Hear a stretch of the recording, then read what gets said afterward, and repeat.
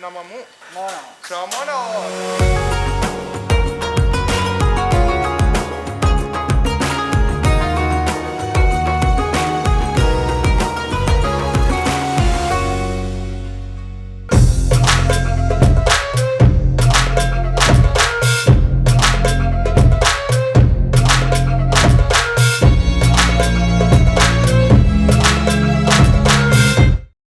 Assalamu alaikum guys, welcome to the Way of Life show. I'm Mohammad Rasool Babai, a professional YouTuber lives in Jakarta.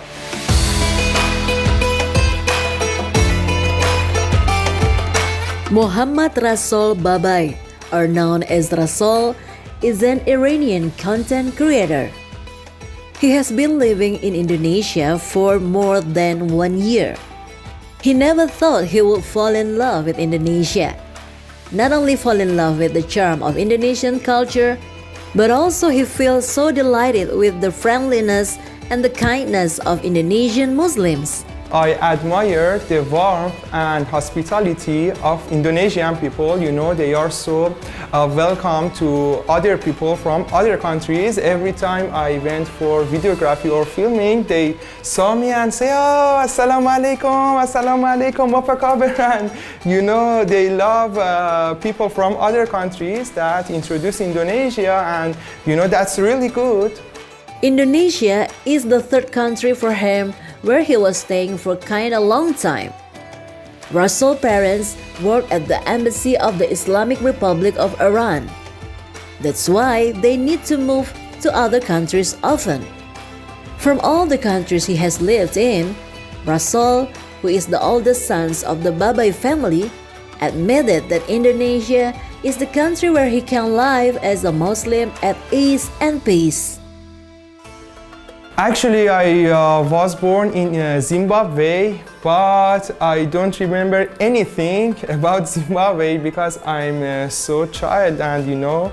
Also, I have been live in China for 3 years, and if I want to compare China to Indonesia at first part, I can say that Indonesia, for a person like me that I'm Muslim, is much comfortable place to live rather than China, because in China you cannot go outside and eat foods because everything is not halal in China. You need to search on the streets to eat halal foods. But in Indonesia, because I'm Muslim and the majority of here is Muslim, it's so easy to live here, and you know, I think Indonesia, for a person like me, it's not for only for food, like culture and other things. It's much more better for me as a Muslim person to other countries. To this day, this 23-year-old Iranian man scarcely lives in Iran for 10 years. However, Rasool understands well enough about how is the development of Islam in his motherland. Not different from Indonesia, Iran is also a culturally heterogeneous country. Moreover, Iran also has religious diversity. In Iran, we have also Christians that we say Aramane, and also they live along us, and it's no problem, you know, we are friends. Maybe as a Muslim person you have a friend that is Aramane, he's Christian, and yes, majority in Iran is Muslim, but we have also other religions like Aramane or Christians, yes. The official mazhab of Iran is Ja'fari Ithna Ashari. Yet, other mazhabs like Hanafi, Shafi'i, Maliki, and Hanbali are still exist and recognized by the Iranian government. The believers of those mazhab were still allowed to do the events and celebrated them based on their own mazhab fiqh. They also had the freedom to teach and get formal education. Moreover, the rest of Islamic matters such as marriage, talaq, inheritance rights, testaments, and other related laws have their own courts, which are recognized and facilitated by the government.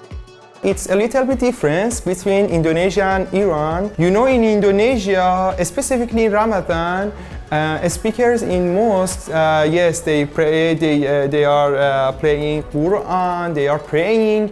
But in Iran, we have only 3 times they play Quran in speakers, loud speakers. But the whole thing, yes, is same on Iran. Sadly, in Rasool's opinion, some of the Iranian adolescents were starting to care less about their religion.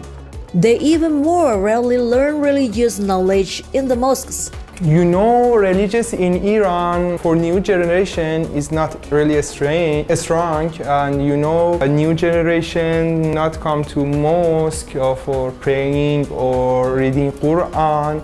But you know, religious families, yes, their daughters, their sons will come to mosques and pray, and will learn how to read Quran correctly.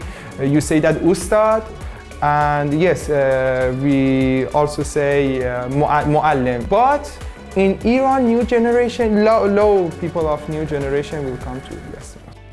The other tradition that has been starting to be forgotten by the Iranian youngsters is the social tradition called ta'aruf. The ta'aruf is the obligation for Iranians to refuse when someone offers something at the first time. Iranians can only accept the offer if that person insists and keep offering. The Iranian was starting to think that this tradition is medieval and too namby-pamby. So the young generation do not do the ta'aruf no more. It's same. Also in the past, neighbors is so close together and it's like family in Iran in the past. But nowadays, neighbors, no, because of modern, we say that a country go to the modern. And but like Indonesia, people in Iran help together with money and charitable works, and yes, it's same. Nowadays, only the elders do those kinds of traditions. Sometimes they even do that to the tourists who visit Iran. Iranian people are saying to Indonesian people in this question, and also if they see people from another countries, you know, they are confused. Oh, they have question and they are, oh, what this foreigner doing here? Oh, yes. And you know, if you come to Iran, Iranian people will take you to their homes, and they will cook for you. And yes, it's same from Indonesian people.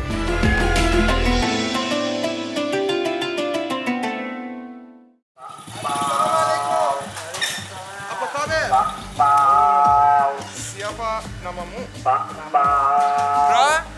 Ramana, beautiful name. During his stay in Indonesia, Rasool, who loves football, is often makes social media content from all around Indonesia. Not only in Jakarta, where he lives, but Rasool also spares his time to visit other cities such as Bogor, Bandung, Yogyakarta, and even Bali. Nonetheless, from all regions he had visited, Islamic culture is the main object for him to dig into. He admitted that was why he loves to visit and make video content about mosques in Indonesia. You know, I think Indonesian people said Salat Jum'ah. In Persian, we say Namaz Jum'ah. I participate in Namaz Jum'ah or Salat Jum'ah that held in my near place, my near house. And you know, actually I pray in Jogja and also Istiqlal Mosque. And yes, it's very much I pray in mosque in Indonesia, yes. On every trip he went on, Rasool also met many Indonesian Muslims, and he did not hesitate to share the Islamic knowledge he had with others. This 23-year-old man is also amazed by each architecture of the mosques he has visited. First thing that I can mention, it's about architecture. So unique that I went to Jogja at the Grand Mosque of Yogyakarta. There are no air conditioner. You know, the architecture is like that with wine. It will be cool inside of the Grand Mosque. And you know, I think it's not only in Indonesia, at other countries, architecture is one of the most important parts of mosques. And you know, if you enter the Istiqlal Mosque, you know, you can feel relaxing, and you know, this is for architecture, I think. And I can mention this point that architecture in Indonesian mosque is so unique. Before the time he finally stepped his feet in Indonesia, Rasool, a 23-year-old Iranian man, did not know much about Indonesia. Honestly, before I came to Indonesia, I only know about Bali. That's the heaven in the earth, and you know, it's one of the most beautiful spots in the world. And about Jakarta, I only know about Istiqlal Mosque. That's the biggest, that's the largest mosque in Southeast Asia. And yes, I didn't know about Indonesia. No. 1 year passed by. Now Rasool not only knows Indonesia well, but Rasool also has many friends from various professions. I have been living in Indonesia for about 1 year. And you know, I don't feel strange in this country, and in this 1 year I have made many Indonesian friends, like YouTubers, and you know, they are so welcome to me, and now we are friends. And you know, I like Indonesia not only for 1 year, I like Indonesia for whole life.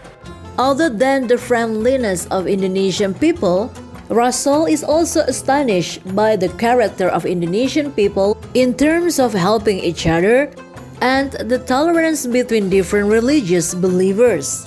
Indonesian Muslims are majority here, but you know, they are welcome to other beliefs. It's not like that they are you know, fight with other beliefs, other religions. No, they are welcome, but Indonesian Muslims are active on charitable works. You know, they have, if you come to Car Free Day, you can see the boxes that people put money on that.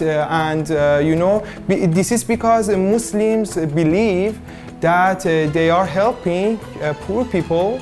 And you know, because the majority of people here is Muslim, I think this country is so welcome to other beliefs, other religions, and also people help together. You know, if your neighbor is sick or is poor, you go to help him, or with money or with other things. Despite of the diversity of Indonesian culture, Rasool admitted that he feels at home during his staying in Indonesia. I need to tell you about Iran. You know, Iran is same to Indonesia, majority of Muslims, and we have mosques, and we have, you know, speakers on the mosque will salat, and you know, it's so same. We have also street foods, we have rice in our food. And first day I came to Indonesia, it looked like I'm in my country, but if I want to tell you about differences between Iran and Indonesia that's confused me, it's about weather. The day I came here is raining, tomorrow is raining, next week is raining, but in Iran, no, we have, it's don't look like this. We have 4 seasons, and yes, I'm confused about raining here, and I know second year, third year, for whole life, it's raining here, yes.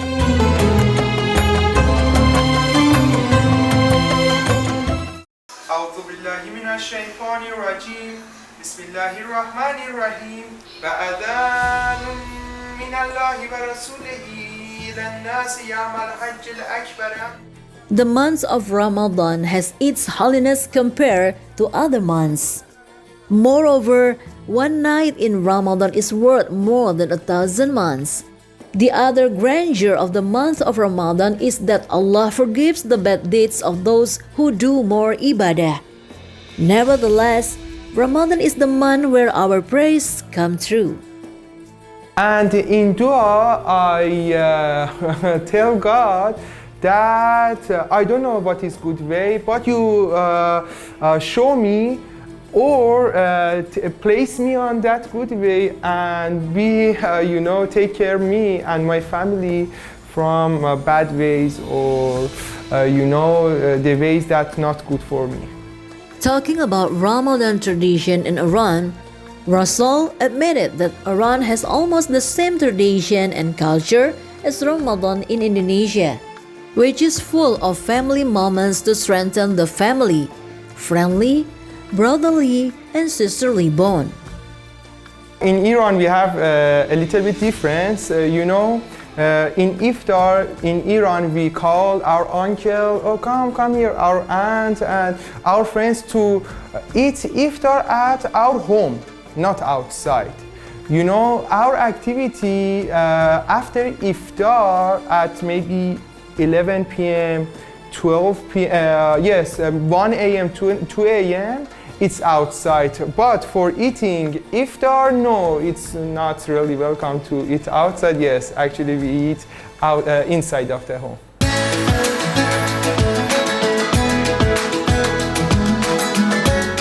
During Ramadan, mosques are more lively with many events such as social, cultural, and religious events. The mosque management also organizes other activities after the Iftar time, like Tarawih prayer or Islamic lecture activity until the Sahur time. Iftar in Iran, religious people like my father first pray, then eat. Yes, but other people no, eat then pray. Yes. Yes, I will say that we will pray, and after that we eat bread, cheese, tea, and after that we have dinner. We say that we open our fast with bread, vegetable, cheese, butter, and tea. Maybe 30 minutes later, 1 hour later, we will eat our dinner. Yes, this is the Iftar in Iran.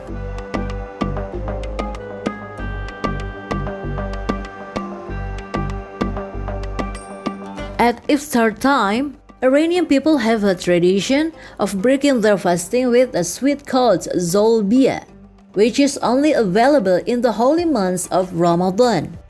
There is also a dish called ash. This dish is a soup full of various kinds of beans, vegetables, and noodles. For Iranian, ash is a good food after one day of not eating and drink.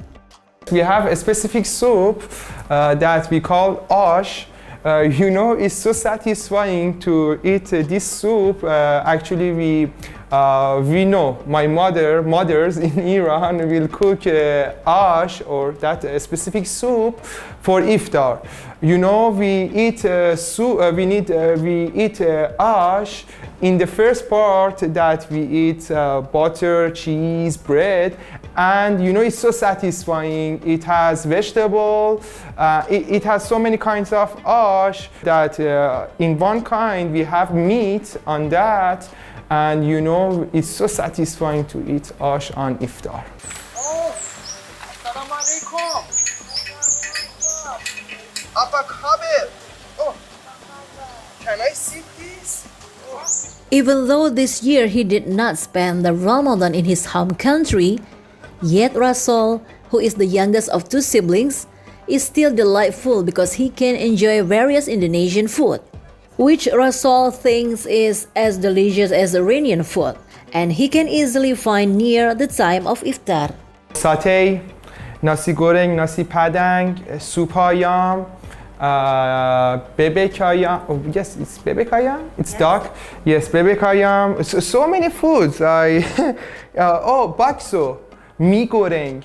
Yes, I have. Also, I cook. Yes. Yes, also I cook satay because satay is so delicious. In Iran we say kebab, And you know, it's same, but it has differences. But Iranian loves kebab. And as a Persian guy, I love satay, yes, and I cook satay, but you know, it has a delicious sauce and it's so good with rice, and you know, it's hot and yes, spicy, it's so good. Yes, I love satay.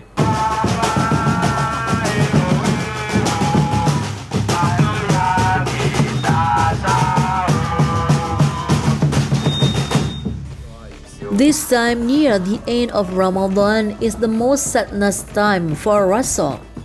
Not only because he will be saying goodbye to these holy months of Ramadan, but also because this Iranian man will part with a special Indonesian Ramadan tradition, starting with sahur time to the time of iftar. In Iran, actually, loudspeakers in mosque only play when salat, when it's we say azan, and maybe 2 minutes before salat praying Quran, but not for sahur, sahari or other things. Hence, Rasool rarely broke the fast at his house. He chose to do iftar outside the house with whoever he met. In Iran, maybe 20 years ago, yes. My father or my mother tell me about the same story, but nowadays, no. But I remember a TV show in Iran that in Ramadan, it's fun TV show, that a man who came to the neighbor and ringing the bell, wake up, it's sahar. And they say, oh, I'm awake, go, just go. Yes. And you know, no. Nowadays, no. Maybe if you tell your neighbor, you wake up me, you ringing my bells, yes, but no. Especially the night before Eid al-Fitr, that night the vibe is very amazing. So different from what happens in Iran, which people only watch on television. You know, in Iran it's like that. You are sitting on your, on your home and watching your TV, and you watching your TV show, and when they realize that tomorrow is Eid al-Fitr, they will stop TV show, and in every channel they show Astaghfirullah, Allah Akbar, and yes. Rasool feels grateful that Allah gives him a chance to spend and enjoy the holy months of Ramadan in a country that is so rich with culture and its people are so kind to others. You know, I want to say that this is a good way that Muslims are going. You know, new generation, they work on new generation that choose Islam, not force it to Islam. You know, Muslims person we say that cultural works. They have made cultural works to youngsters, to childs, that they choose Islam. And if I want to give a message to Muslims in Indonesia, I'm going to say that this is a good way that they are going, and be strong, and you know, I love that. Rasool never forgot to eternalize the experiences he had through the lens of a camera. So they not only imprinted inside his heart, but also engraved on the people who watch his videos.